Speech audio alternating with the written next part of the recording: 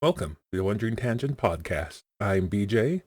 With me is Jeff, and the person whose role is somewhat dubious, Gary. Is he a star? Is he a guest star? Is he a special guest star? Who knows at this point? But anyway, we're He's here. a celebrity guest star. That's what he is. He's a celebrity guest star now. He's been upgraded. He's been upgraded from a special guest star to just star. Now he's a celebrity guest star. Does that mean that I'm supposed to not be working? That aren't the stars striking right now or something?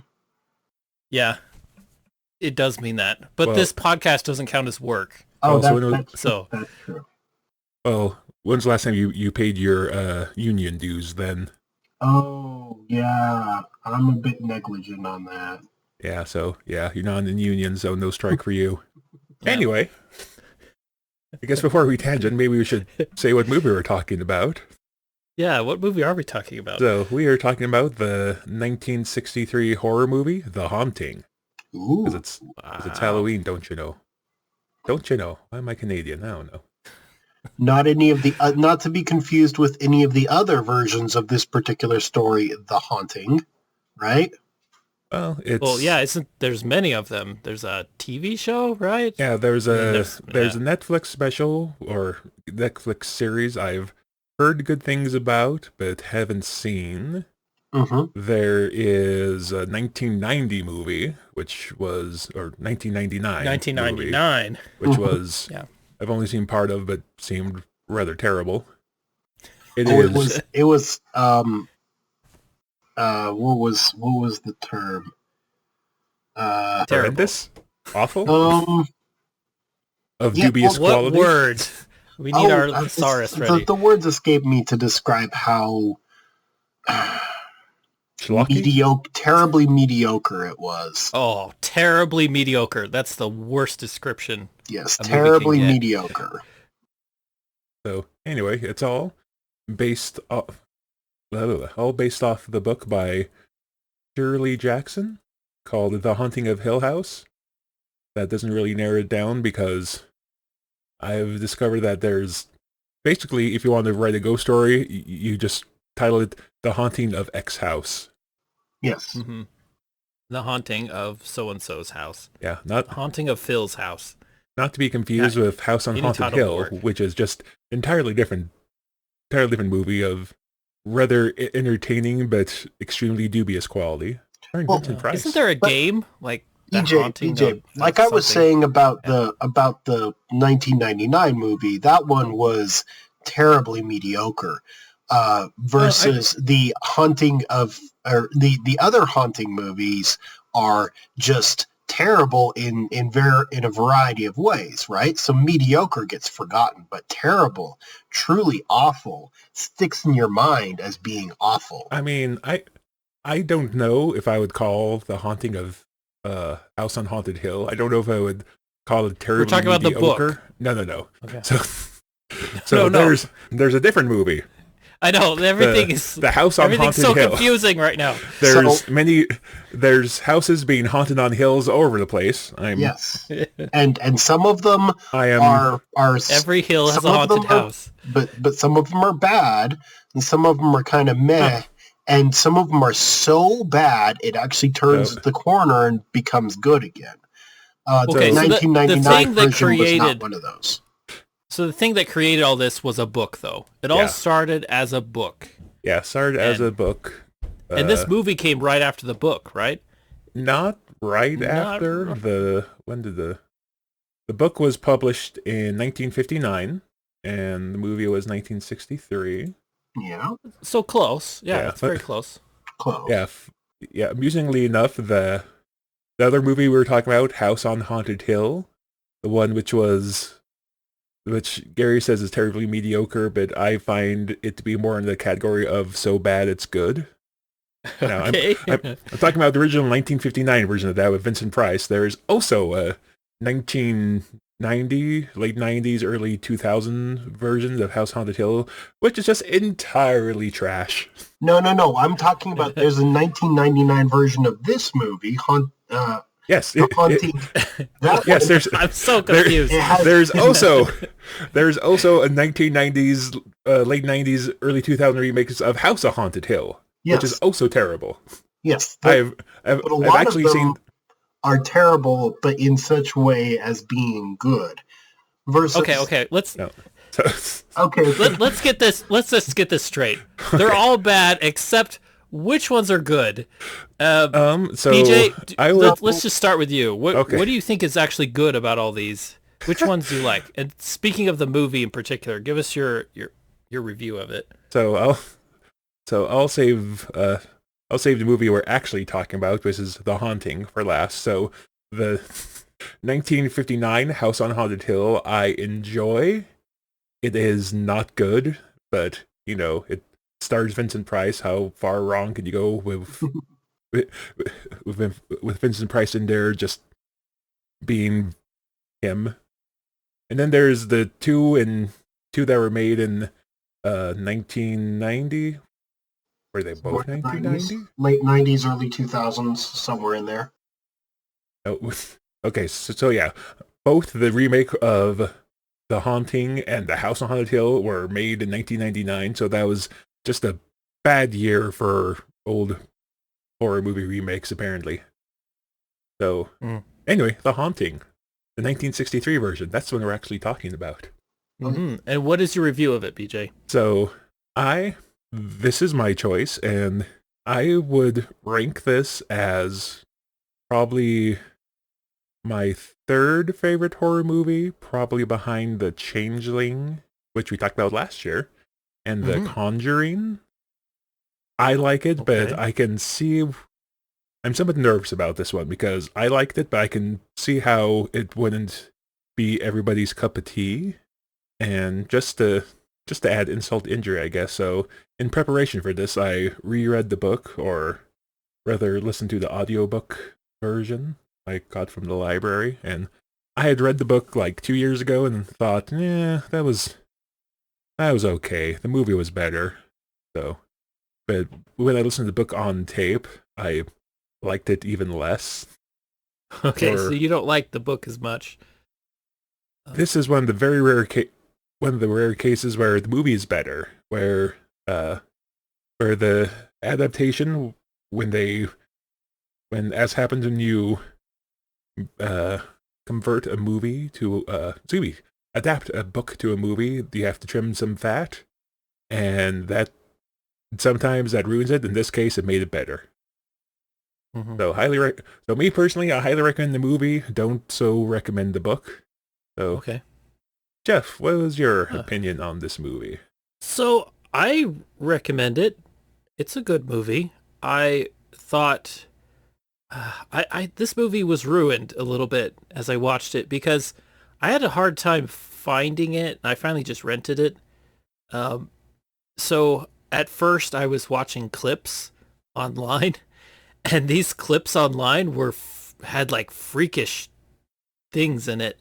And then I watched the actual movie, and it was different. Apparently, I've been watching like doctored up videos, and since I knew almost nothing about the movie and don't ever read anything related to the video or even look at the description or anything, I just was going through things. So it was funny to finally see the actual movie, and not the one that people had worked up through editing stuff. It's good. I like the characters. I do. There are things in it that don't... Horror movies tend to put characters into situations that are just unnatural.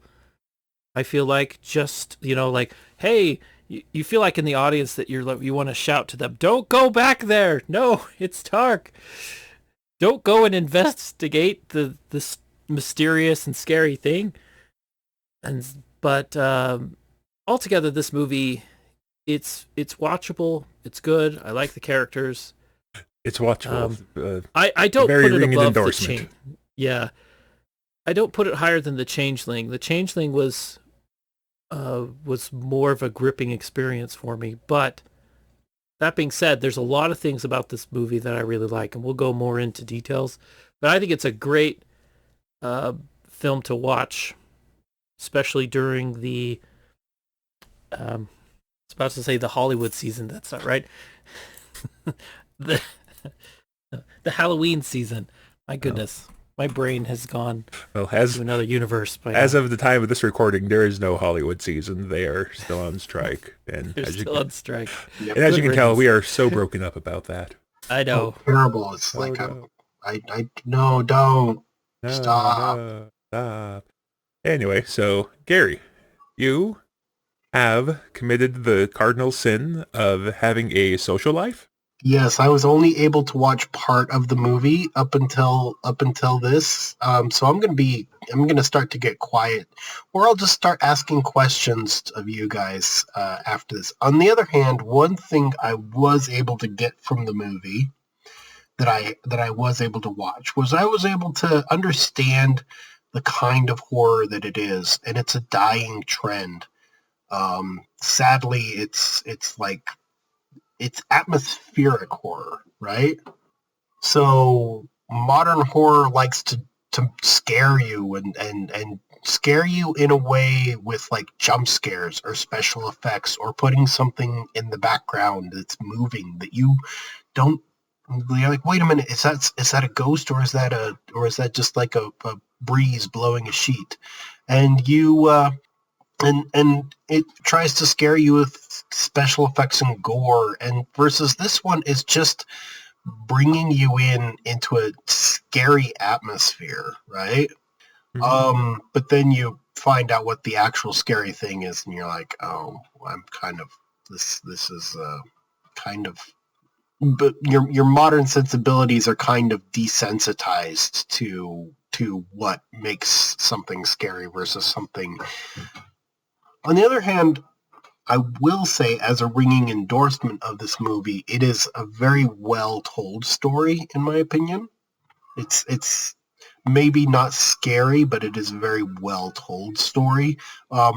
Like I wanted to show my son this movie because I was like, this isn't going to be scary for him, and I still kind of stand by that statement. He doesn't get scared unless there's like genuine monsters out there or something like that. So Yeah, I guess most kids don't really have a sense of like well, it's not really existential dread, but like what's the word I'm looking for? dread of something that I mean, maybe existential would work, right? Because we're talking about the afterlife in the opening shots. Well, no, we'll get into that when we talk about details. Yeah. No, Let's go ahead and start talking about this show. Let's introduce spoilers. So if anyone wants to stop and watch the movie, they can do so, and then continue Gary. on. No. Right? I'm Gary. just kidding. I'm just kidding. yeah. Gary, do you want to no, pause Gary- and then watch the movie? No. Gary was actually having fun this weekend, so I cannot pick him too bad. I'm pretty much exhausted. It wasn't just this weekend; it's the entire week coming into this, and when you get old, you realize when you're young, you're like, when you're like a little baby, you want to Back take. in my day. So when you're a baby, you take a nap, right? Because it's the middle of the afternoon and you're tired. When you get into being a kid and a teenager, you don't want to take a nap because that's time that would be lost. When you get older, you realize nap time is the greatest thing that's ever been invented in all of history. And now you don't have time to take naps. And that's kind of been me for the last long time. So it's the joke, dear naps, I'm sorry I was mean to you when I was a kid. Exactly. I'm very truly sorry that I was. But anyways, back to the movie. You don't know what you have until it's lost. Back to the movie. So prior to jumping into any deep conversation, we have a little bit of a tradition when it comes to watching haunted house movies. So, gentlemen, would you live in this house? Live in the house with everything going on in this house. Yeah. So with the haunting and everything. Yes, you have the house. You have the house. You have the caretakers. So there's someone to take care of the property. You have someone to clean the house and cook for you. Despite that, is what's going on in the house. It is the house itself. Do you like the house enough to say, yeah, I would totally live there? Could I take down all of these awful sectioning curtains? You didn't like the curtains? The What about all the freakish statues and There's everything curtains else? everywhere. That is such a closed space. Take down those curtains. Freaking lighten things up a little bit. I mean, if you were able to do a very basic modicum of remodeling, things would be so much happier in there. Oh yeah, there's some ghosts, but who gives a care? I will admit that watching it last night, I did appreciate the set design a bit more than I had done before. Like, there's a bunch, like, if this was your first time watching it, I don't think you probably would call it, but there's a lot of subtle little examples of, like, things being asymmetrical in the background. Oh, BJ, did you know that that's not actually the house? That the camera? That was the cameras. They put special filters on the lenses of the cameras. They like twisted them a little bit to make all of the angles asymmetrical. That's something I was able to research. In my research, I found that out. They did that on purpose. They wanted you to be unsettled, and that was one of the weird ways that they did it. I'm not just talking about the angles. Like, I could be wrong, but I think it was the first time they go in, like, the dining room. There's, like, the chandelier in the middle. The chandelier's not symmetrical. Yeah. Like, most of the mirrors in the place are either tilted or like a little off angle, or like tilted a little bit, tilted a bit to the front. So they're not symmetrical, and they kind of reflect the room in a weird angle, because you expect mirrors to be like hung straight up and down and square, but they're not.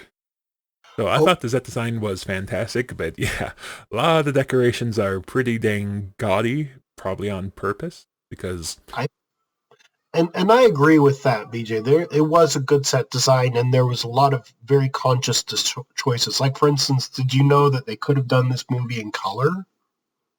Oh crap, we just forgot director's name. Robert Wise. Yeah. Director, by the way, of Jeff's favorite movie of all time, best movie of all time, according Robert Wise. Yes, he directed. He was one of the directors, right? Star Trek motion picture? No, I believe he was the director. I'm still on the page for Haunting of Hill House, or House on Haunted Hill, so I need to go back and double check. But yeah, he wanted a black and white movie, even though they had the technology to do color movies. He didn't want a color movie. He wanted black and white. To the point where they required it in the contract.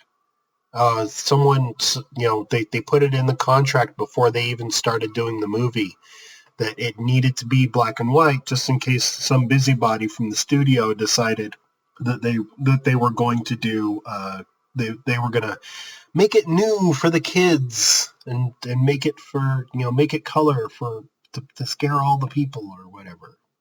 No, I thought black and white was a good, it definitely added a lot to the movie.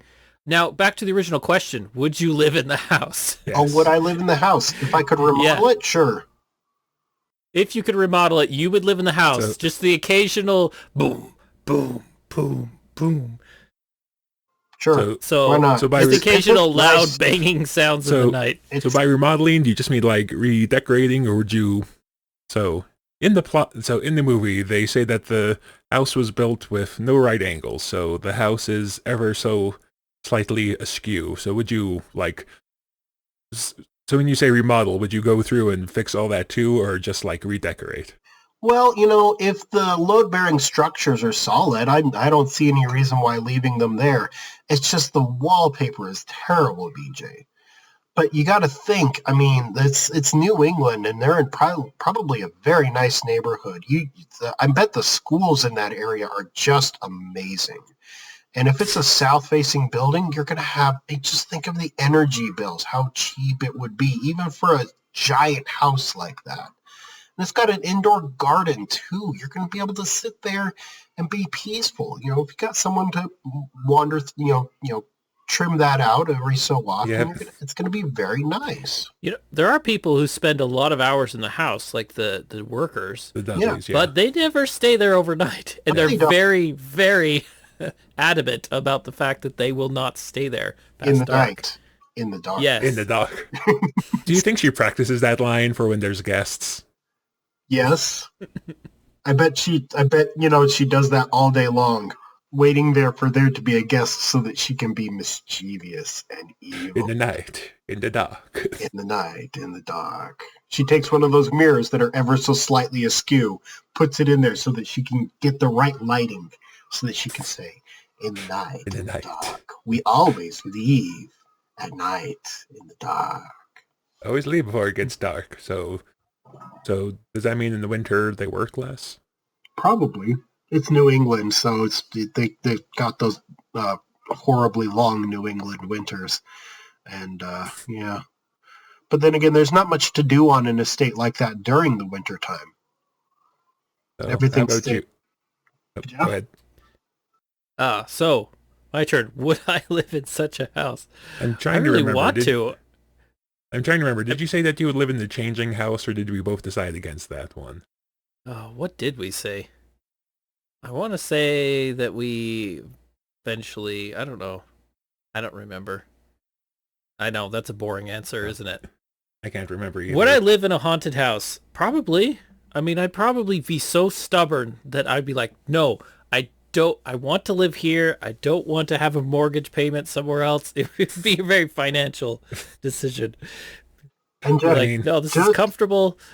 I want to stay here. just think about the schools in the area. Your kids are going to have I'll just a get great noise canceling education. headphones for any time the ghosts are angry, So actually, and I try to put up with it. yeah. So they don't really talk about the area surrounding Hill House in the movie, Mhm. but in the book, the nearest town is sort of a dying New England town. So I don't know, going off the book, if the local schools would be that great. Oh, that'd be a deal killer for me right there. I don't want to Just send my kid homeschool too them. far away for school. I would say that, in that house, if I lived in that house, I would have to get rid of a lot of that stuff. All the creepy statues, Like all I the said, weird paintings. light I would remodel. gut it out. And the ghost would be so angry about that. Probably. Probably. That's their problem, not mine. That's their problem. That's the ghost's problem, It's The problem is this ghost has, and when you watch the movie, I love how in horror movies, they always want to keep it ambiguous as to what the powers of this supernatural world are. They want it ambiguous, and also they want to continuously leave it a question as to whether it exists or not, or anything like that. And that's good. So, but in the house, towards the end, it turns out that there's like this power, the real power of it all is to somehow influence people's minds. There's all this haunting stuff and scary things, but in the end, it's really people's psychological stability is what gives this whatever it is, this ghost or whatever it is, that's what has its power. But what I really like about... Go ahead. Sorry. No. I mean, that's something that's talked about during the movie itself. Dr. Johnson talked about during... Johnson? What? No, Dr. John Mark. Sorry, Richard Johnson, the actor. Oh, okay. I'm like, No. okay, what's his name? Like Mayhew or something like that? Markway. Dr. John Markway, that's it. Markway. Markway, that's it. That guy, the doctor, the good doctor, talked about that. He wanted to know, because he was fairly convinced that there was another side, right? That there were spirits and ghosts and whatever. But he said he's halfway convinced. He wants some scientific conclusion, though. But he's intrigued by it. But more importantly than knowing whether or not there is ghosts is, if there are ghosts, what are the rules to those ghosts? What powers do they have? What are they capable of doing? It talks about it at one point. The guy's like, the Luke Sanderson, he's like looking at the paperwork. He's like, psychokinesis. What is this? or no, he's like psycho whatever. He's like, are we going to go into a loony bin? And the guy's like, no, psychokinesis are the ghosts moving things, right? So he wants to know what exactly the ghosts can and cannot do, so that he understands the rules of the game. Because if you understand the rules of the game, it's just like gravity, right? When you understand what the rules of gravity are, it's not scary anymore. Well, it is scary, but it's... Well, but you understand its rules, and you can play within those rules to be able to be safe. It's ghosts. Yeah. Same I get what you're saying. And with discovering paranormal rules, you may be able to somehow do the same thing, like work within their realm in a sense. Yeah, work within their realm and be able to maybe live with the ghosts in the nice house. Yeah. It might have been after you stopped watching. There's a scene between Dr. Markaway and what's her name? Nell, Eleanor. Eleanor. He brings up the example of a total eclipse, and how before men knew the science behind it, it was this great terrifying thing. Like, people would die of fright during a total eclipse because there goes the sun, right? Yeah. So his thing is that it's kind of like what you were saying. It's the same deal. The more we understand, the less afraid we are. Yes. So in the end, it doesn't really turn out that way in this particular situation. Okay. We'll get to that. So what do you think of the character Eleanor? Really the star of this show. She's much more likable in the movie.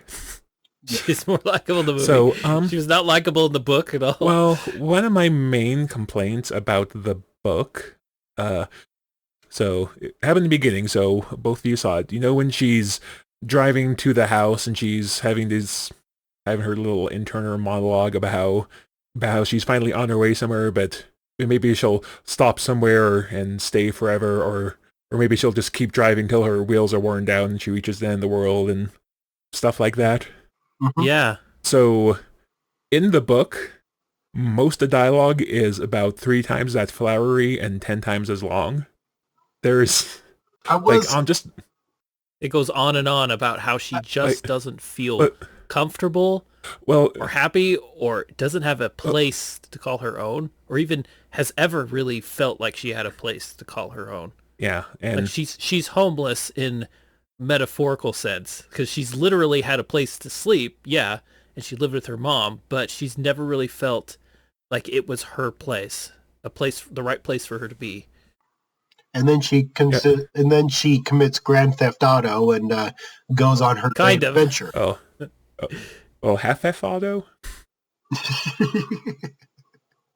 So Gary, did you get to the point in the movie where she tells Dr. Markaway what happened to her mom? Yes. But I was things. Yeah, it's kind of. So anyway, she did kind of. I think I caught part of that, and then I was having to do a lot of things at that point, so I wasn't able to get all the details. Sorry. No, you're fine. So probably the reason, in my opinion at least, I don't really go into it, but probably the reason why the house sort of chooses her as its primary target. I did catch that she is very much like, there was like a housekeeper that was kind of in her same situation, caring for an invalid, because the housekeeper was caring for one of the home's owners, and did a very good job. Yeah, so the main build-up in the movie is that for those who haven't watched the movie, for stuff to make a little more sense, I'll briefly summarize. So when the house was built, it was built by a guy who was kind of a weird outsider kind of guy, so he built the house to his specifications, and he had a wife and daughter. His wife died as they were driving up the path to the house. The horse bolted and smashed the carriage into a tree, and she was killed before she even laid eyes on the house. He married again, and his second wife fell down the stairs and died. After that, he left his daughter there in the care of a nurse, and he went to Europe where he drowned. And the daughter stayed in the house until she grew old and died. In her later years, she had hired a local girl as a companion. But the night she died, the old lady was apparently banging on the wall. They tried to call for help, but the housekeeper was otherwise occupied. It wasn't a housekeeper. It was kind of like a companion, live-in is what they companion. Yeah. But anyway, the old lady tried to call for help, but the companion was otherwise occupied with her own companion, shall we say. Yes, one of the groundskeepers. Yeah, so the companion inherited a house, but was shunned because the locals thought she had killed the old woman one way or another. So after a while, she hung herself. It's a horror movie, so backgrounds are fun. Yay! So, and this man that had built the house, he was always kind of a strange person who didn't like humanity. It talks about how he was recluse, but also he just had this disdain for humans, for society, and and his daughter was raised in this house very much alone, inside that nursery, and she spent her whole life in that nursery. She never left. Yeah, so that was her place. Yeah, so just as an aside, the nursery was not really a thing in the book. There's no heart of the house or whatever, but I think that choice was a good one to make. It's always a thing in haunted houses. There's always a place in the haunted house that is for the climax of the movie, that is forbidden and mysterious, and really has the secret, somehow the power or the secret of the haunting of whatever it is. It's behind that place where you don't want to go. And so they build up to the scene where they finally have to go to that dangerous forbidden place, which is what the Changeling kind of does a little bit. And you get to it in the middle more often, but... And actually, in one of the other depictions of this movie, I did actually watch the Netflix series, and also I did watch that horribly awful 1999 version of it too. But in the Netflix version, it did have that room that was quote unquote the heart of the house, where it was I think it was a nursery yet again, and it was just at least as depicted in the series, it was just an awful, awful place that people hadn't gone to forever. But it was it's the center of it, and gosh. It had this sign above the nursery that made me laugh. It was like "Suffer the children," or "Children will suffer." Wasn't it honor thy? I don't think it was suffer thy. I don't think it was suffer thy children. It was like honor thy. It was like honor thy mother, and it was basically honor your parents, whichever. That's what commandment. I remember it on the. Head. There might be multiple things written down on the walls, but I remember on one of the archways in the nursery it said like something like "Suffer, children will suffer." Well, they also had like the book that Crane made for his daughter. I don't know if Gary got far enough to see this, but in both the movie and the book, Crane wrote this lovely, in air quotes, little morality book for his daughter, where he like took like literally grotesque stuff and like laid in with like the most fire and brimstone preaching stuff in there. Yeah. Yep. She definitely was not messed up in that childhood. No. No, Hill House was a great place to grow up. She had this big, beautiful mansion. And Hugh Crane was a stand-up guy. Yeah. I mean... And she had a crazy father and almost no interaction with the outside world. So yeah, interesting way to exist. Except for a caretaker who didn't want to stay there with her. So, but yeah, no. So the house ends up becoming kind of tainted and evil because of all of the terrible things that have happened there over time. Is that kind of? It seems like evil was there before, because the wife was killed originally. Yeah. So if there was some sort of ghost there, it must have been at the very beginning. Yeah, the first wife was killed like I think it was like before they even like moved into the house. It was the moment she was coming to the house because it had now been built well enough to be lived in, or at least was at a state where she could now come and live there. And she was killed in a carriage accident that was very strange. The horses just went wild on the path leading up to the house. I know I heard there was like a factoid thing that was talking about it, and I listened to that before starting all this to try to catch some things to talk about. But one of them was apparently in one of the depictions of it, it talks about that tree that ends up killing the first wife. Doesn't it like end up killing other people every so often too? It's a very old tree. So at the very end, there's Eleanor. How it comes is this whole movie is about Eleanor's experience. She's really the center of everything going on.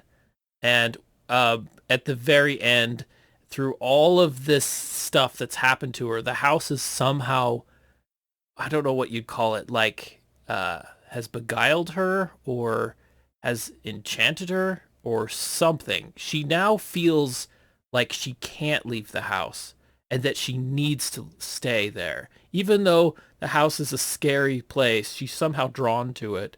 And she starts trying to leave the house, but at the same time, she's conflicted because she feels like she can't leave the house. Mm-hmm. And she starts driving and her car goes out of control and she smashes into the tree, the very same tree that is very old at this point, the tree that 90 years ago killed the first victim. Yeah. And yes, and that's what the professor says. It's like this you see the mark on this tree? This is the mark on the tree from the carriage accident. And here it is. Her car crashed into that same tree. Yep. So it's just another moment where everyone goes, "What?" Yeah, and that's another difference between the book and the movie.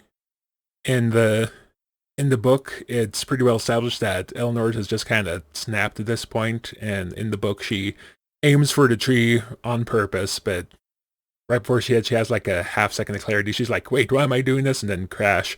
Whereas in the movie, it's almost like the car is taken over. Yeah, right. Yeah, so in the movie, she's definitely under like mental strain, but she is kind of trying to leave, kind of not. But it's definitely more implied that the car is brought into the tree against her will. Okay. I really like the character of Eleanor. She's a person that's very innocent, and horror movies have that. They often have this very innocent person that you don't want anything bad to happen to. And at the same time, she's very sane, except a little bit crazy. She snaps at people. She gets angry quickly.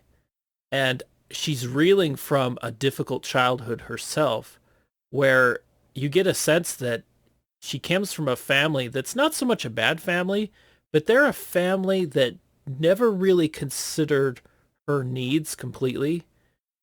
She took care of her mother for 11 years, which is a long time to be a live-in helper, to help her as she was on her deathbed. I don't know. So her life is like gone by, and she feels lost and is struggling to know where she belongs in the world. And you get a sense that she wants love and companionship, but then the professor's there and he seems like the most perfect man to her, but then he's also married. So once again, she just doesn't know where she belongs. At what point does they kind of allude to that, but they never really come out. Well, at what point does he outright tell her, "Hey, wait a minute, I'm married"? Because I didn't quite catch that. I did catch that she. But at the same time, he doesn't ever really flirt with her, from my opinion. Well, I think he's just very nice to her, and he does feel like he likes her, and she's important to him, and he's a good person. But she's picking up something completely different, right? Yeah. Was I completely blind to that? No. He definitely picks it up. She definitely picks it up as him flirting. I think. Yeah. I think there's one point that he tries to tell her, but then but then something else happens and interrupts the moment. Then his wife shows up. Yeah. And that's another thing that's completely different in the movie and the book. So in the book, or I guess in the movie, his wife is kind of the skeptic, and she only shows up because, like, the press has gone wind of what's going on, and she wants him to get out before That's in the his movie name gets... too. The movie does that. Yeah, she shows up and says, I'm worried about your reputation. You need to stop this silly experiment. Yeah, I meant to say happen in the movie. If I didn't say that, if I said the book instead, then that was my bad. I think that's what I heard. But go ahead. Yeah. So in the book, but in the book, she's the one that's a true believer. She shows up. Oh, really? Yeah. She shows up. She's like, I'm gonna communicate with the spirits. I have this not Ouija board thing, which is kind of like a Ouija board, but not. And she actually like brings along another guy along. Like a driver or something for her, but it's like, I don't know. I don't know how to describe him. He's just kind of there for reasons. So the doctor in the book is more of the skeptic. So he's there as a scientist, more so trying to understand it, but he's a skeptic. Yeah, he's trying to understand it, but there's also not like the pseudo-romance between him and Nell, because he's like in the book, he's like a kind of an older man. So there's kind of something between her and Luke, kind of something between her and Theo, but... I mean, Luke kind of What did you... Luke, I don't know if you caught this. So Theo, she's kind of an odd character too, right? So, like, it's interesting, a mix of characters we got here. We've got the four main, right? So we got Nell, we got the doctor, we got Luke, who's... he's kind of the owner of the house, or at least future owner, right? Yeah, so he's the heir lady that owns the house, and he plans to make a living off the house once it falls into his ownership. He's going to sell it as for as much money as he can get. And then scrap it or do something. Yeah, he's gonna do. He something. Might have to gut it and make money off that, and I don't know, but he's gonna. Sell all the statues, sell all the books in the library, sell the house itself, do whatever he can to make money off of it.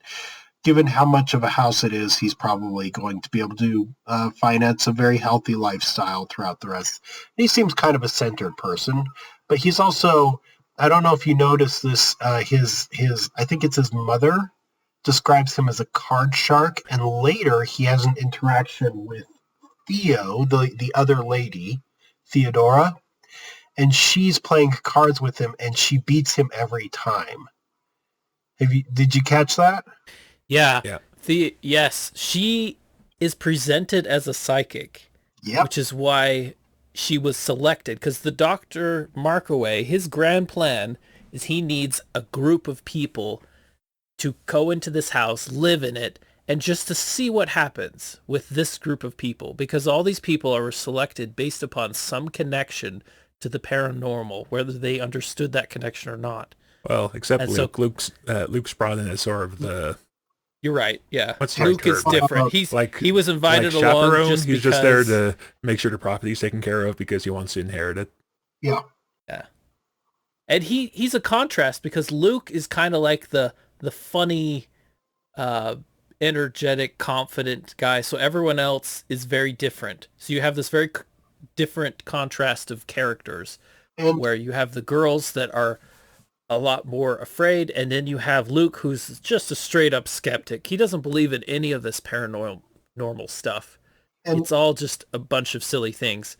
Anytime you're going to have a movie about a topic that's a little bit more esoteric, you're going to need a person like Luke, who takes the place of the everyman, right? Someone who's a little bit more normal, a little bit less educated, the kind of person who's going to have questions like, "Psycho, what are we going to a loony bin, doc?" And then the doctor answers with psychokinesis, right? So he's going to have he's going to be the everyman who's going to ask the questions that the audience would ask. Yeah, I was going to say, you need to have the audience stand in so that the rules can be explained to someone. Yes. And then Theodora, she is a companion to Eleanor, so she has some friend to connect with, so she's not completely alone. But at the same time, I think Theodora, serves as somebody who pushes the limits of, what do I say? Like, she's there to tease the audience because she'll say these lines that are very much disturbing lines once in a while, and you get the sense that if she's is some sort of psychic and she has that psychic ability, then she's reading things from Eleanor that Eleanor doesn't understand that are a part of her, like her guilt from her mother's death and other things. I kind of appreciated that look at things, though. I've read a lot of science fiction where it talks about people who can see the future, right? And sometimes they have such a connection to being able to see things in different times that they forget what time they're in right now. And so they'll start to say, oh, for instance, at one point she talks, I think it's the first evening, right before everybody goes to bed, and she says to Eleanor, hey, you're going to change your hairstyle. I want to show you a few new things. And then Nell's like, I'm about to go to bed, maybe later. And then she's like, okay.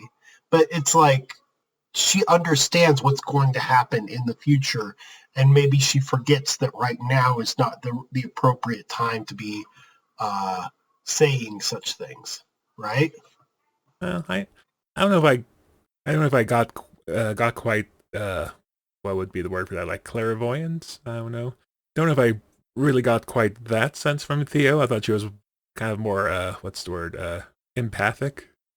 Kind of knew what Eleanor was like. Thinking. Kind of like what she was thinking, feeling. Yeah. It's really up to you as the audience to interpret it. So whether she has some sort of psychic ability or she's just incredibly good at reading people, and that could be part of it too. And in this whole movie, you get several different interpretations, and horror movies often do this, where they let the audience they leave it up to them to figure out whether something's paranormal and strange, or if it's just not. There's an explanation for it. But you leave it ambiguous and as a mystery to draw people in. Mm-hmm. And you're gonna say something, Gary? Well, even if it's not paranormal, I think at one point, as in the Dune series, I was talking about hypernatural versus supernatural, right? People, even if she's got this ability to read a person to the nth degree, just by gestures or small clues or small context clues, that's something that other people might not understand, and it's definitely not to be discounted. Maybe if she's applying that to this house as well, she can pick up on things, and that makes her valuable in this particular case, right? Yes, and she'll be able to read the house. As soon as she realizes the house is a character, she can read the house just as much as she can read a person.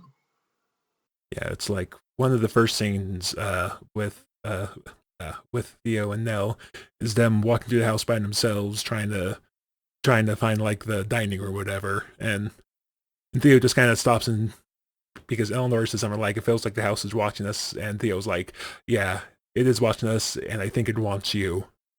So it's established pretty early on that Nell is sort of the focal point of the happenings in the house. Yep. So you say there's a second half to this movie then? Yeah. So do you recall about where you left off, Gary? So I was about the mid of the second day when I started like kind of trying to skip forward to see if I could understand what's going on, and then I saw this weird lady that you say is the doctor's wife show up, and I'm like, okay, what's that? And then I stopped for a few seconds, didn't quite understand, and then other chores started happening, and I wasn't able to catch quite what was going on after that. I did catch where they were most of the second day, where they were doing kind of a tour of the house, though. I did catch most of that.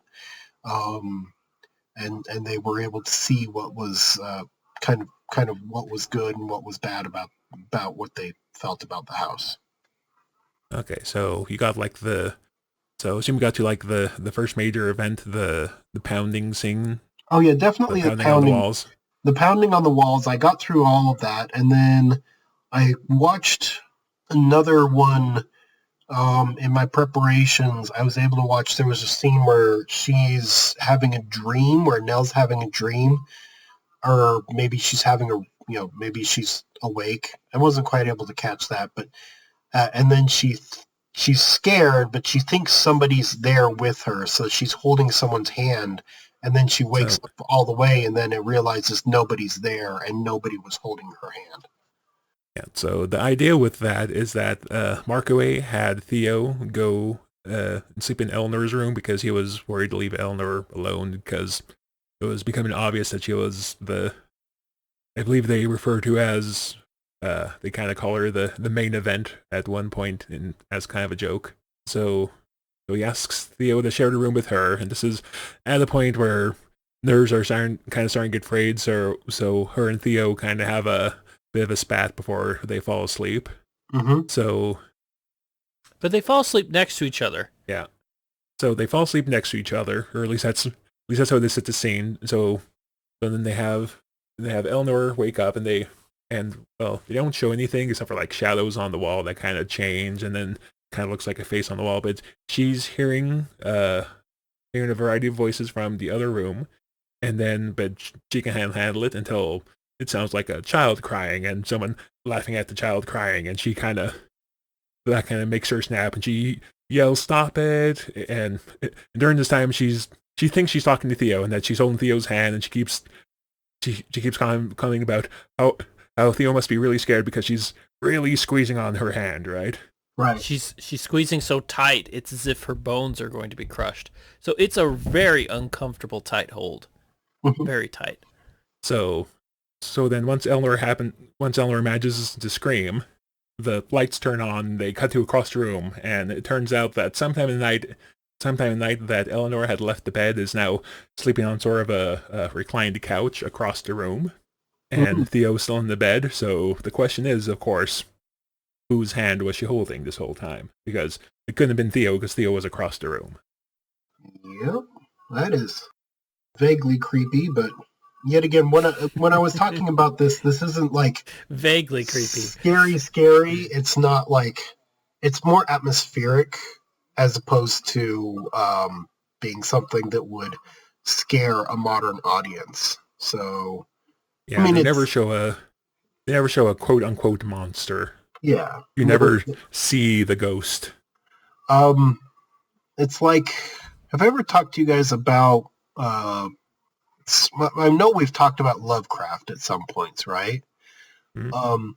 Have I ever told you guys, or have we ever talked about, there's like a story about an ancient city that Lovecraft wrote? Which one? One of them where there's like this explorer, and he goes into a city, right? That's like in a desert, and the explorer goes into the city. It's like underground city, and he's trying to explore around, and he can't see anything because his lantern goes out. And then the inhabitants of the city show up, and shortly after that he dies. And I kind of laugh at it, right? Because even though it describes these things, they don't actually try to scare him. They just accidentally knock him off of a ledge because they don't care about him. They just the inhabitants of the city, which are still alive, just kind of accidentally knock him off of a ledge because they're just going about their regular business. And he, as an interloper, doesn't know what's going on, and then he just kind of gets knocked off a ledge and dies, right? Lovecraft was like that, where he set up a lot of really good atmospheric, like when you're reading this story, you feel a little bit terrified because you're feeling his terror, right? And this movie does that too, where you're feeling a bit scared because of the dialogue and because of the way the scene is set up, because of those odd angles and the good set design. You're feeling a little bit scared, right? but it's kind of a slow burn scare versus like something that would, jump out and frighten you, or some sort of special effects thing that would be terrifying. So yeah, that's kind of where that is. I feel like this is. I feel like this. I mean, they do a good job of it in this movie, but I think that's kind of where we're at with this one. That particular one escapes me, but I don't doubt that it exists. But I can't think of what the title is, or I've read it. Yeah, he did a lot of Lost City stories. Lost City stories. So I did say movies. Sorry. Yeah, I was gonna say, is this Dagon? Is it Call of Cthulhu? Is it The Shadow at a Time? There's about 5. It has a great many Lost. Anyway. Yeah. But it's one of those, and it's.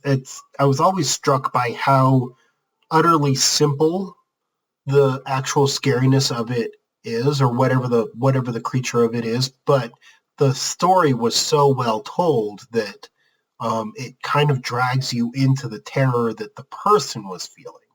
Like, you might not be scared, but you're feeling what they would feel, right? And so in this movie, you're feeling what poor Nell is feeling as she's going through this terrifying experience, right? Yeah. So, yeah. And so another thing that's different from the book and the movie is that I don't think it's something that you would seen, Gary, since it pretty much happens at the very end. So there's the scene where everyone except Markaway's wife, Grace, they go sleep in the parlor, or what's it called, the parlor, Mm-hmm. the little command center, while the wife sleeps in the nursery. So that doesn't happen in the book. So in the book, in my opinion at least, and I think I talked to your wife, Gary, about this book once upon a time, and I think she didn't like it for much the same reasons, is that in the book, it's much less cut and dry if it's a haunting or if it's just Nell going crazy.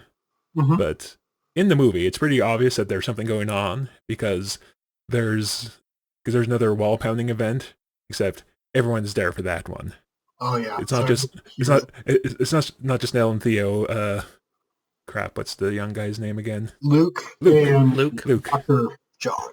Yeah, Luke and Dr. Markaway are there to experience too. So in the movie, it's a lot more cut and dry that there's something going on.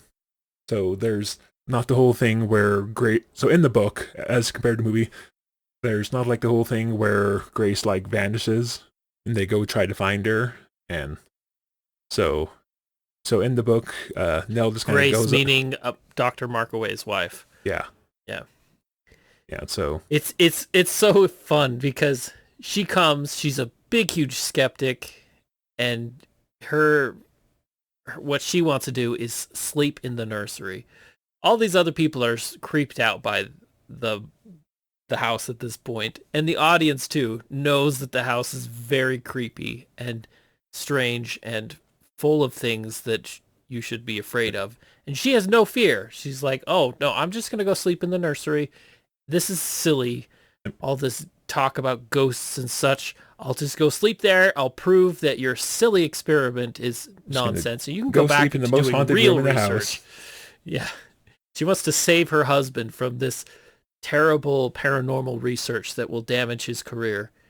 And yeah, so she decides to sleep in the nursery. So as the audience, you're like, what? She wants to sleep there? It's good. And it's then really good. What happens to her? So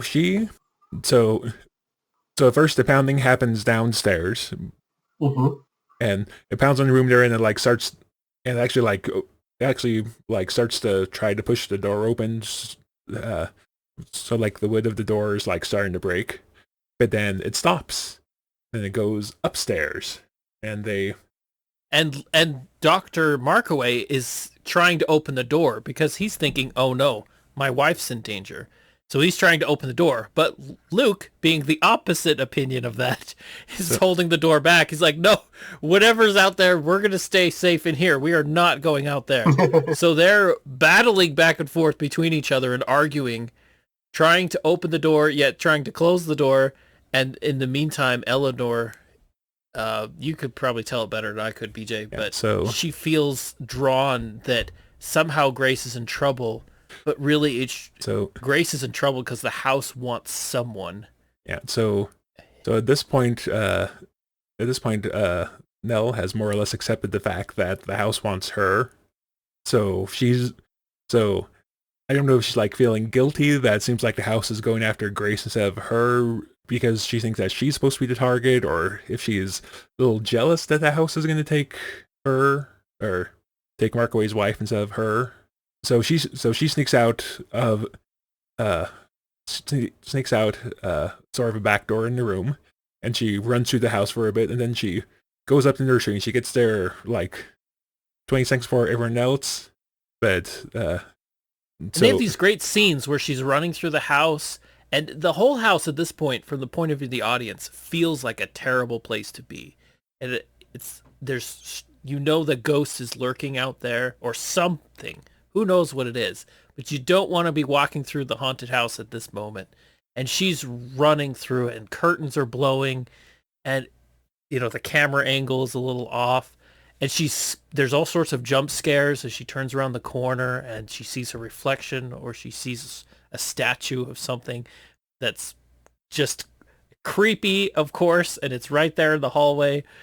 And yeah, but she desperately tries to get through the labyrinth of the house, which all these different doors and hallways. It's hard to get through this house because the layout is so strange. But anyway, go ahead, BJ.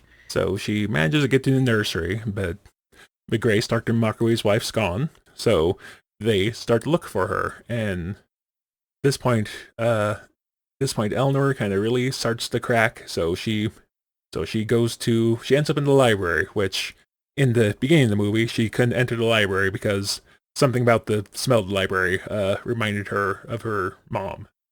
Oh, but before that, she gets to the nursery, and the wife is gone. The doctor's wife is just... Yeah, did you say that? I thought I said that. Gary, did I say that? He said that. Okay. The doctor's wife is gone. That's why Gary's here, just to prove that BJ is right. Jeff's the crazy one, not me. Very good. All right, continue. It's like the not crazy one. It's like the opening of the Jaws podcast all over again. She goes to the library, the room that she can't go into because she doesn't like the smell, to go find out what's going on. Well, at this point, she's just kind of wandering. She's kind of totally enthralled by the house at this point. Yeah. So she starts to climb the spiral staircase, and earlier in the movie, same staircase that once upon a time one of the victims hung themselves from. The housekeeper used it to end things in a very permanent way. Yeah. So, and it was established. It was established in an earlier scene in the movie by Luke climbing the staircase a little bit that the staircase is incredibly unsafe. It is very unstable.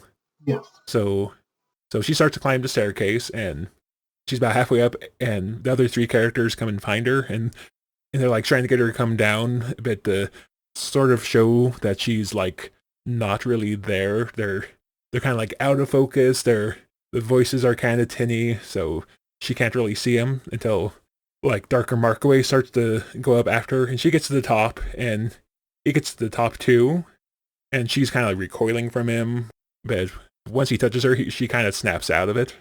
Mm-hmm. So they start to go down the staircase, and Markaway goes first, and then Eleanor hears like a sound, and she turns around. There's like a little trap door or something like the wall or in the ceiling, and it shows Grace, who like when you had seen her before, she was like very put together, like very stylish, and now she just looks a wreck. Her hair is like all wild, her face is dirty.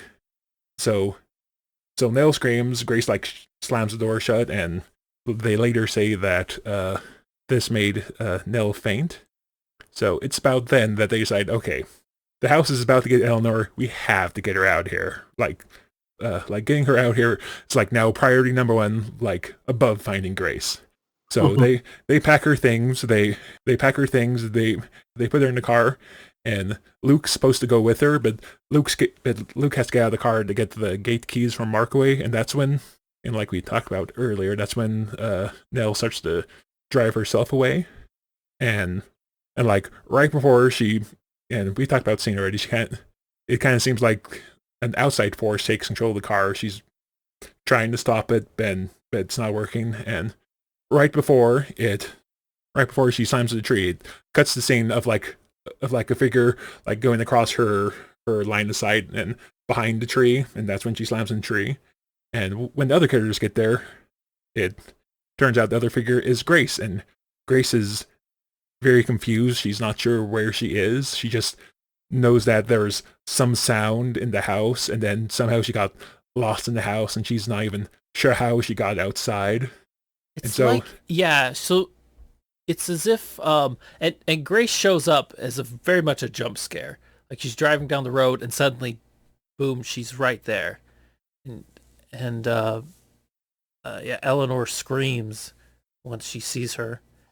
And but anyway, it's as if the house has this power to somehow influence people. Like when it zeroes in on a target of someone it wants, it tries to somehow beguile them or get them to believe something, or it basically almost like puts them in a dreamlike state where they're almost as if they're sleepwalking. Like they don't know where they are or what they're doing. And so the house does this to Grace Markaway, Dr. Markaway's wife.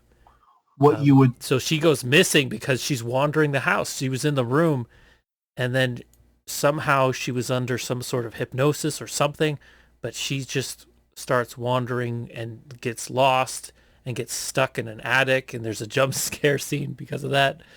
But then you find her later on, and once she dies in the car crash, that's where suddenly Grace Markaway becomes freed from it, where now she suddenly realizes she's with her husband and her senses come back. So it's almost like the house is a giant psychological mind trip of some kind. Go ahead. So the good doctor spoke earlier about rules that the ghosts have to follow, right? Like any other law of nature, the ghosts have to follow certain rules. So I guess the rules that this house and its ghosts have to follow is they can't touch anything physically, but they can sure mess with you mentally to get you to do the thing that you want to do, that they want you. They don't ever outwardly hurt anyone, but they do squeeze a hand very tightly. Yeah, so that's that sort of thing that Markaway establishes very pretty early on in the movie, is that there's no documented cases of a ghost actually hurting someone. It's how the people react to the ghost that causes the actual injury. Yes. Yeah. But in this case, the house knew what it wanted, and it knew how to get what it wanted. So it manipulated things. Yeah. So with how the movie ends, I don't know if that rule really.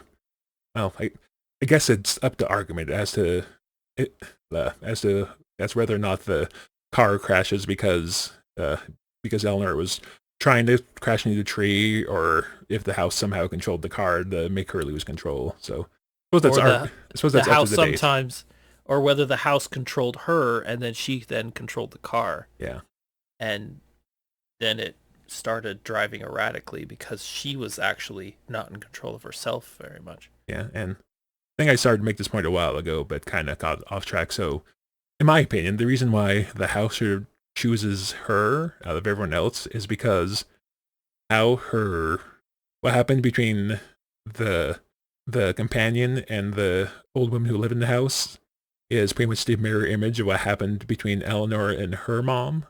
So she's talking to Dr. Markaway, and she comes out and says that the night her mother died, she heard her panting.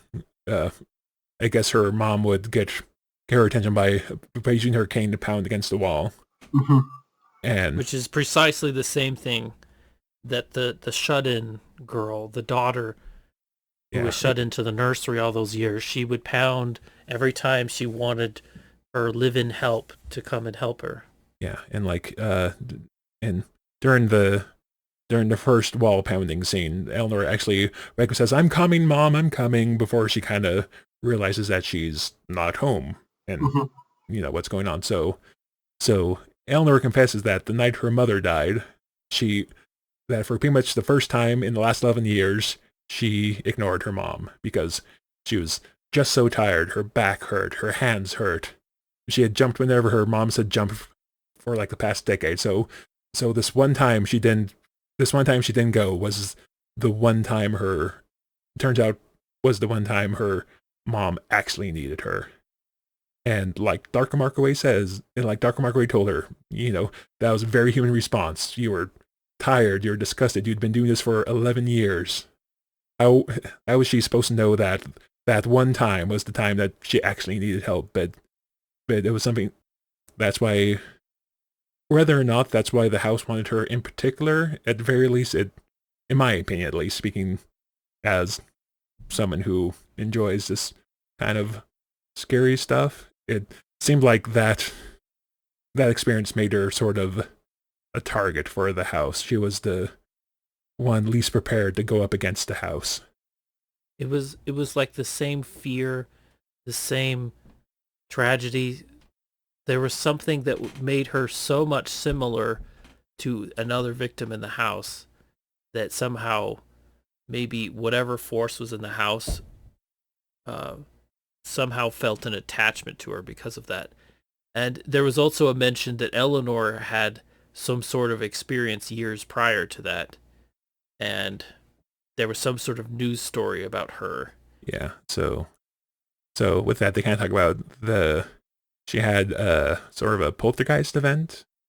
When she was young. Yeah, when she was young. And so a bunch of rocks were being thrown at her house, but people couldn't figure out how it was happening. The Dr. Markaway talks about how there are all kinds of witnesses.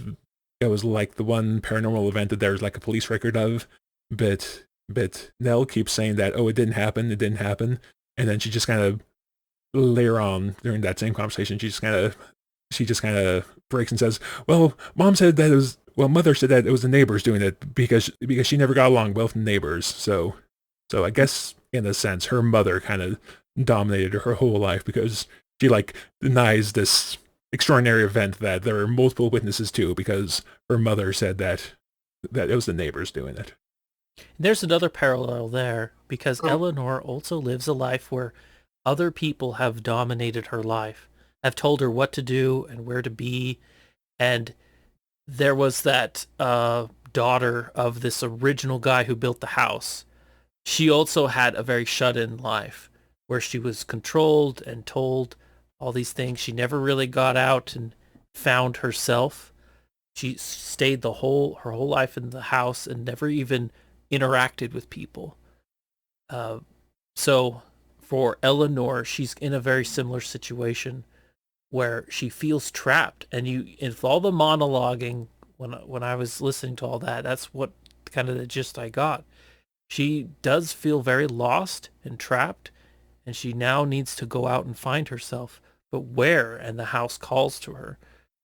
So there's all these scenes where like Markaway and Theo are trying to convince her to leave because they know that the house is probably going to get her, but she doesn't want to leave because, she refers to this as a vacation, like her first vacation in so long because she spent the last 11 years taking care of her mother.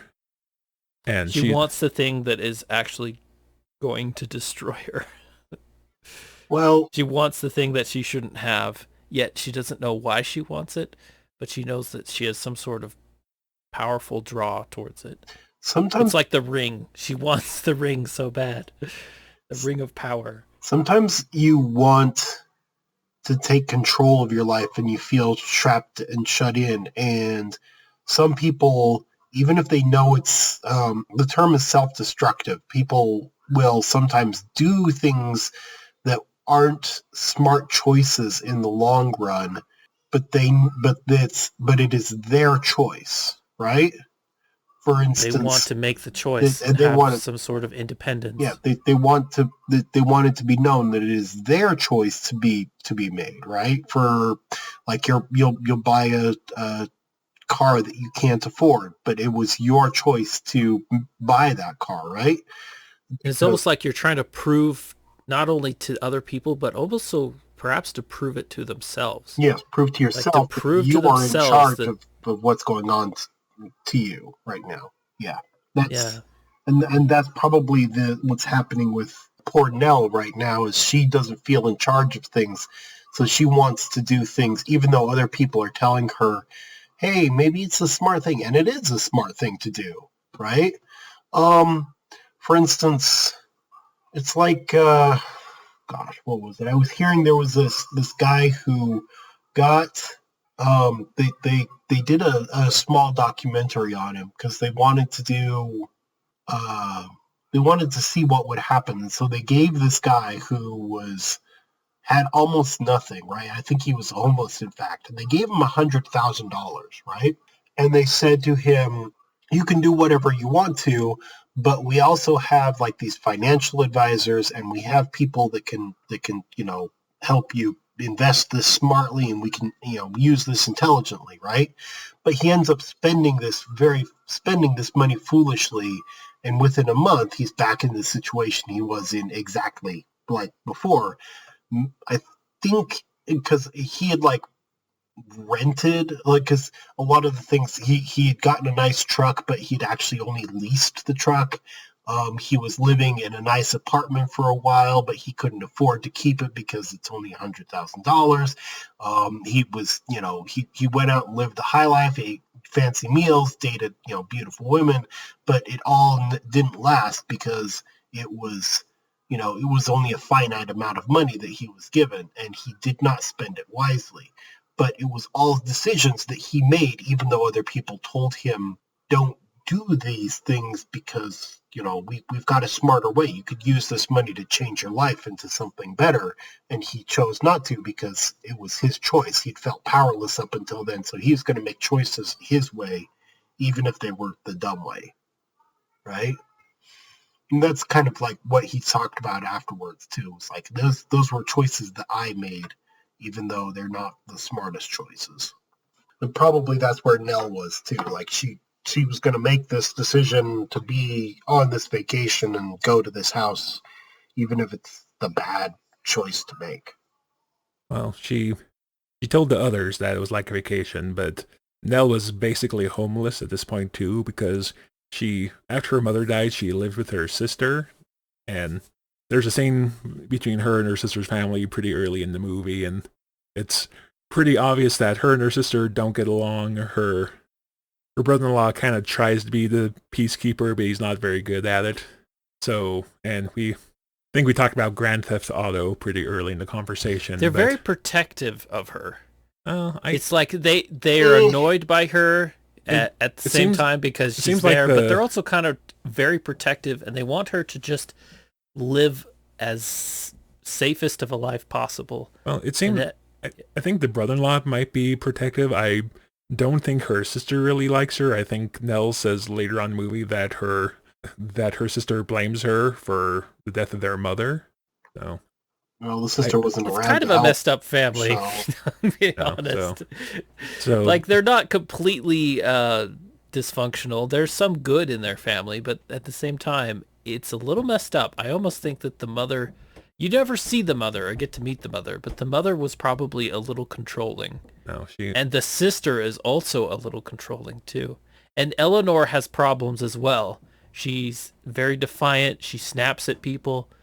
There's problems in this household. Yeah, Nell is pretty quick to anger. They actually kind of use that in part of the movie. I think it was after when the first scares, Theo kind of starts to be mean to her until Nell gets worked up, and then Dr. Markway kind of points out the fact that Theo wound her up on purpose so that she wouldn't be scared anymore.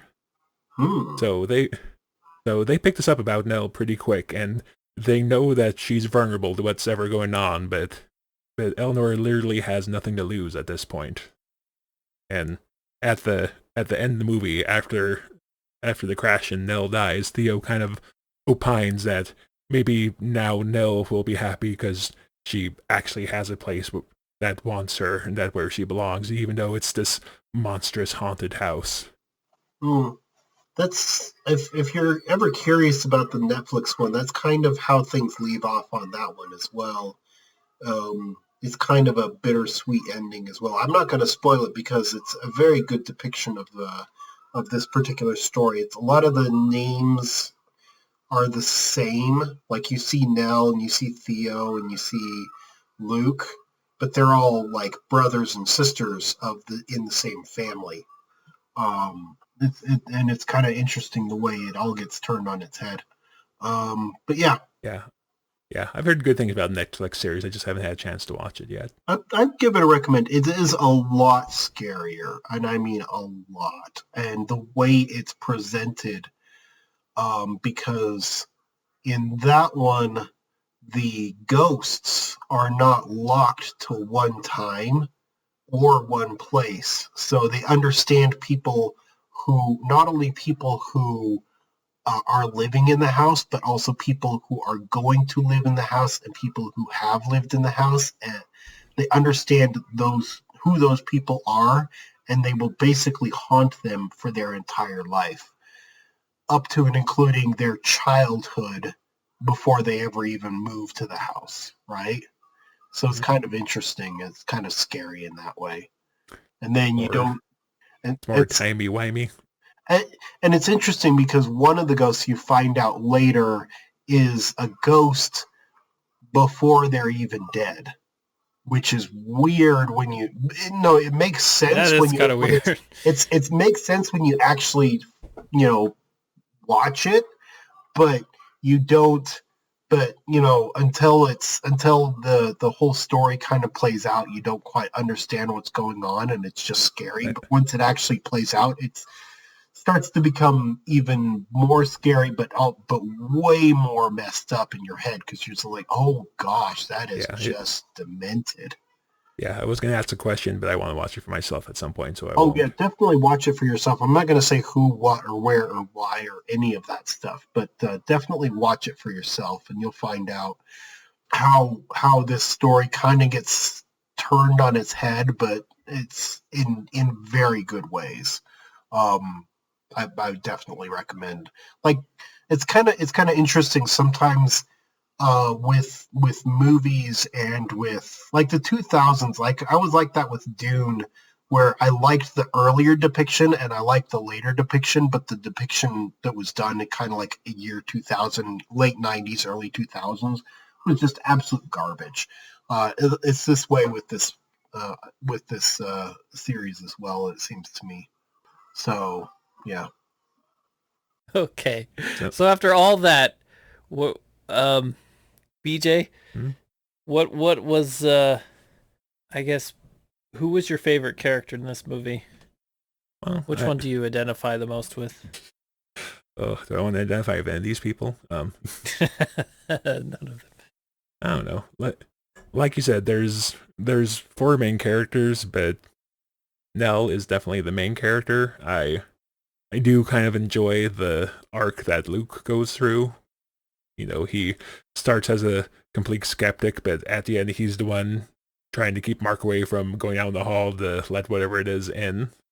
He flips to the opposite. Yeah. So yeah. So like the very last line in the movie is Luke looking back at the house after all this stuff has happened. He says something along the lines of, "The house should be burned down and the soil sown with salt." Yeah. So like at the movie, he is ready to just burn the place down. This place that up until now he had counted on to live off of the rest of his life, and now he just wants it gone. I really like the character of Eleanor. I love all the conflict that she has, but also the lines they give to Dr. Markaway.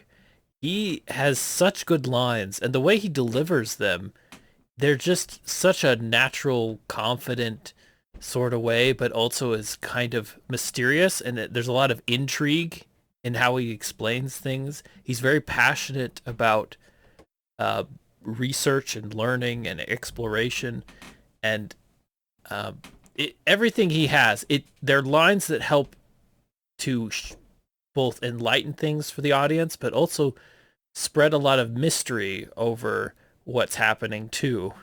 So I think just the character of Markaway is just so well written. I like. Yeah, I don't know if a lot of those lines come from the book or if they're just in the script. No. But I just think it's No, it's brilliant. No, that's just the no, movie. the Right? like I said before, the book is a lot more flowery, and I don't know if pretentious is the right word, but Pretentious. I don't know if I liked it last second time around because I listened to audiobooks that were in it, so the dialogue just grated on me more. But yeah, no, I love Dr. Markaway. His dialogue I thought was really well done. yeah, no, That is an example of really excellent dialogue. like I said before, I would recommend the movie over the book in pretty much everything. I liked the Dudleys for all the vaunted wisdom, or for all the vaunted intelligence of the Doctor. The Dudleys already had figured out what he was trying to figure out, i.e., the rules of this house. Stay away from it in the dark, at night. In the night, in the dark. In the night, in the dark, and they'd lived right alongside the house for going on now decades, because they knew the rules and they followed those rules, and because they followed those rules, they were able to live safely with the house and even prosper from it.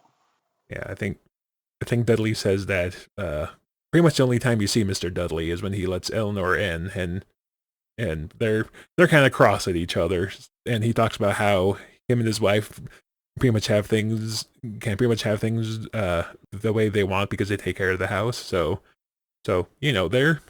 they're apparently being well paid for taking care of the house. Well compensated for taking care of the house and its grounds. Yep. Yeah, and they've got a good thing going, and they know all the rules, and so they're able to do it. And then when someone comes along, they're like, no, you don't want to do that. And they give them all the warnings in the world, and then people don't listen, and they pay the price. If Nell had listened to Mr. Dudley, he would still be alive. He told her straight up that she would come and regret him opening the gate for her.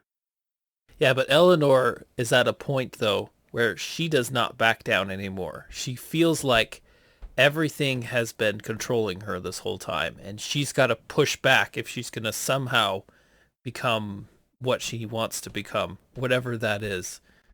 A lot of people, yeah, she doesn't know exactly what it is, but she needs to somehow push back against people that are telling her no. So you get this defiant scene where Dudley's like, you don't know what you're doing, and she's like, I don't care, open the gate. Yeah. Yeah, I like the Dudleys. That's my character. Yeah. What else, BJ? Tell me, because this is one of your big movies, right? Well, maybe not like top 10, but it's a significant movie. We've talked about it for 90 minutes almost. What else do you want to say? I don't know. I think I've covered pretty much everything I wrote down. Yeah. If you don't say something, I'm going to talk about Star Trek, the motion picture again. That's a threat. Please don't. Gary could talk about Dune again. Well, so... Thanks for listening to Modern Tangent Podcast. I'm BJ. I have the power to descend time. Let me give my final review. I liked this movie. I'm definitely... I don't always go back, but definitely since I didn't finish the whole thing, I'm going to take some time at a later point and watch the rest of this so that I can, catch all the good stuff. Just the solid acting in it, and for its time, very good atmospheric horror. Definitely sets a good thing. They don't make them like they used to with movies, so yeah, I'm going to give this one a good shot so that I can fully appreciate it. Yeah, go ahead, Jeff. I think that this is me complaining about everything, of course, but I feel like in entertainment, there's this problem with entertainment saturation. Like, we've seen so many movies and so many stories and so many plots, and we've seen so much special effects and so many things that we sort of lose track of what it really means to make a great story and a great movie. Why do people watch all these movies, says the guy on the movie podcast. Yeah, why do we watch all these movies? And, well, so my point is that I do like watching older films, especially the more groundbreaking ones. We talked too long about the different versions of this story and the different releases at different times. But the point is, this is very early on. It's a classic story of people in a house, and there's something with this house. But what it is, we don't know. We'll watch the movie, and it'll be an uncomfortable watch, but at the end, it'll have intrigue and some sort of resolve, even if it's a spooky resolve, but still the whole movie is a good journey. And I like the characters, I like the story, and I think, like what Gary says, a lot of modern movies, they don't understand the basics of storytelling, about how you build a character, how you show things instead of just telling the audience how they're supposed to feel about someone. Show why, have some backstory of like Eleanor and her mother, and you build on it over time, and you begin to understand Eleanor more and her conflict and her struggles. And yeah, it's good. I think this is a good movie. I definitely recommend it. That's it. Yeah, obviously since I'm the one that picked it, I definitely recommend it. It is family friendly? ? Parental guidance suggested, depending on your child. There's no blood, no gore, not really any swearing that I can recall. So it's family friendly in that regard, but I don't think it's completely family friendly because of its scary nature. It's not like Mr. Boogedy where it was made for kids, but it's also not like the Changeling or a lot of more modern horror flicks where it's definitely not made for kids, but depending on your child, you could watch with the whole family. And I probably definitely watched it on TV when I was way young. That's how it stuck with me all these years. Okay. I had never seen it until now. Yeah. Yes. I'd seen just about and I watched a lot of television as a kid. I never saw it. I'd seen just about every other version of this movie up until now, and now finally I've seen quote unquote the original. I would definitely, and again, this is just my opinion, and a lot of people disagree with me because it is a very popular book, which is well regarded, but in my opinion, the movie's better. Okay. Yeah, I'll take your word for that one. Got a million other things I need to read anyways. I think if you want a second opinion on that, you can just ask your wife, Gary, because I think she agrees with me. Okay. I will ask her. We've talked about that in passing before. Anyway. Should burn down this podcast and sill the ground in salt. Exactly. Then we won't get into the cool things we're going to talk about next time. Well, we're going to talk about cool things? I don't know. Theoretically, we'll do. Well, I know what the plan is. It's subject to change. We're going to have to talk about that after we're done. You can. Yes.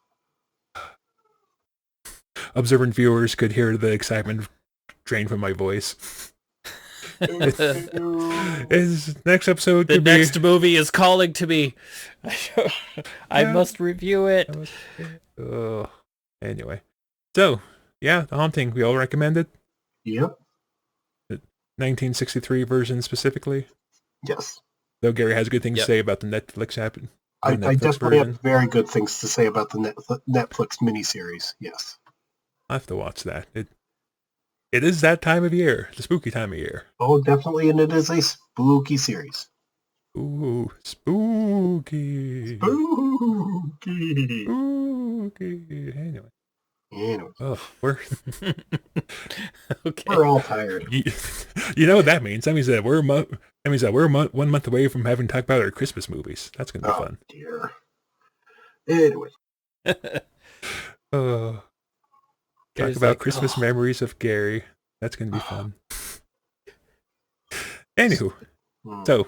Yeah, somehow Gary's has now been wrangled into this eternal commitment of podcasting twice a month, forever and ever and ever. Forever. Oh, The Sandlot. I haven't seen that movie in years. We'll have to review. No, you guys already did that one. Did you?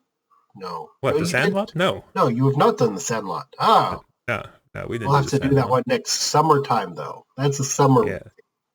Yes, it is. Look at this, planning ahead. Or an ironic wintertime movie because you feel cold and you want to be warm. Well, actually, oddly enough, we have like the next few months planned out. That's pretty good for us. Oh, okay. Oh, outside the next episode, we're gonna have to talk about that after. Yes. After we're done here. Anyway. All right.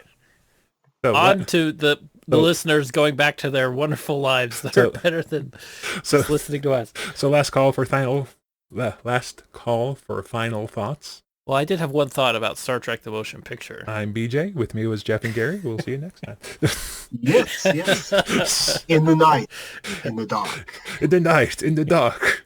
As far away from the Star Trek motion picture as humanly possible. Yes.